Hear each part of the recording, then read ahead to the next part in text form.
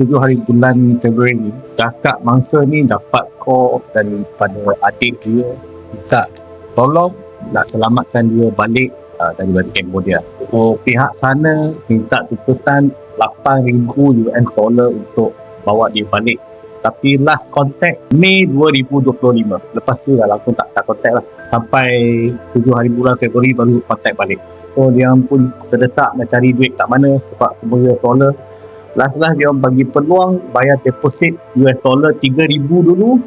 Kalau tidak akan patahkan tangan kaki adik dia. Untuk yang pihak di Cambodia ni, kita akan koordinate dengan MOI kita akan minta bantuan Cik Azrul Syafiq, mungkin dah Cik Azrul Syafiq kan, untuk bantu untuk koordinate dengan pihak MOI dan pihak task force untuk bawa balik adik dia dekat Polpet.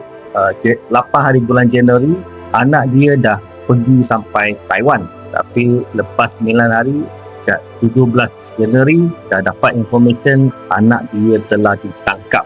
Sekarang ada dalam lockup di Balai Polis Taipei. So bila dia dapat informasi, mak dia pun pergi direct ke Taiwan punya nak jumpa anak dia, nak ambil tahu apa masalah yang sedang berlaku. Pergi sampai balai polis tu, polis tak bagi jumpa anak. Dapat pun dari situ ada lawyer daripada kerajaan dapatkan informasi.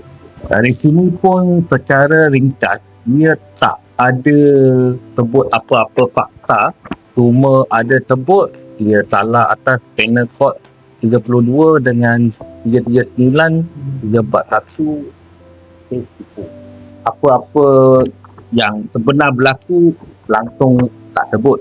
Kita akan menghubungi pihak kedutaan Taiwan. Kita akan cuba mencari mana-mana individu atau perorangan yang boleh memperkenalkan kita dengan peguam di Taiwan untuk membantu keluarga mangsa yang ada. Kenapa kita cakap tu? Pasal ada track record lah. Sebelum ni di kalangan mangsa yang ada di Taiwan, walaupun kita mempunyai bukti yang jelas. Saya tunjukkan gambar, tunjuk gambar kes yang sebelumnya. Ini kes sebelum ni, bukan kes ni. Bayangkanlah dia kena macam ni. Ini laporan ni daripada laporan pihak polis di Taiwan. Dia ada gambar kena pukul dan dia mengaku salah. Pelik tak? Umur 18 tahun ni. 18 tahun jatuh hukum. Jadi kita sedang bercakap bahasa kemanusiaan. Adakah wajar kita biarkan begini ataupun kita perlu mencari sesuatu kaedah untuk membantu mangsa-mangsa yang merupakan rakyat Malaysia? Sebab pattern scam online ni dia tak berdiri sendiri. Scam online ni dia berdiri dengan eksploitasi, human trafficking. Dia bukan sekadar job scam. Dia datang dengan pakej eksploitasi, datang dengan pakej pemaksaan. Tak ada orang nak pergi buat benda ni kalau orang tahu. Tapi orang tu telah dibin exploit.